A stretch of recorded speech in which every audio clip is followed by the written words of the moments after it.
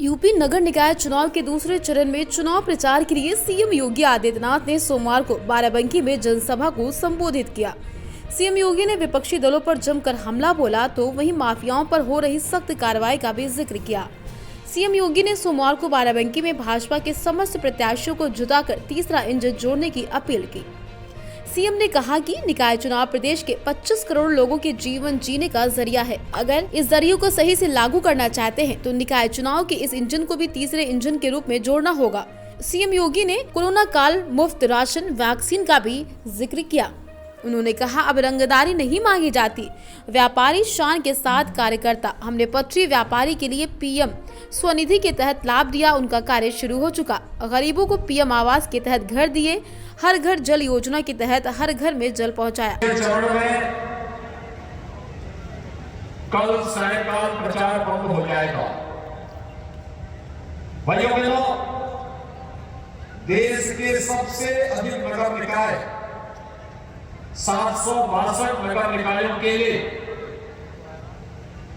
जिसमें लगभग 6 करोड़ से अधिक की आबादी निवास करती है,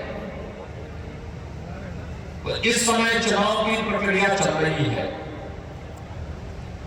ये चुनाव नगरीय जीवन को हम कैसा बनाना चाहते हैं, नगरीय जीवन में लोगों को बुनियादी सुविधाएं कैसे मिलनी चाहिए, उनके जीवन स्तर को उठाने के लिए क्या प्रयास होना चाहिए, इन सभी बिंदुओं को ध्यान में रख करके भारतीय जनता पार्टी इस चुनाव में एक बार फिर से जनता जनार्दन के सामने है।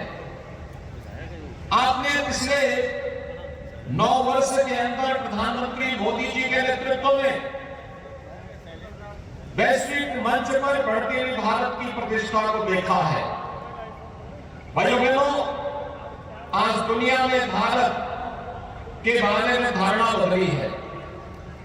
भारत को लोग आज सम्मान की निगाहों से देखते हैं। भारत आज वैश्विक लीडर के रूप में अपनी एक नई प्रतिष्ठा को बनाने में सफल हुआ है। बाराबंकी से ब्यूरो प्रमुख आमिर अली के साथ सैफ मुख्तार की रिपोर्ट, दैनिक भास्कर।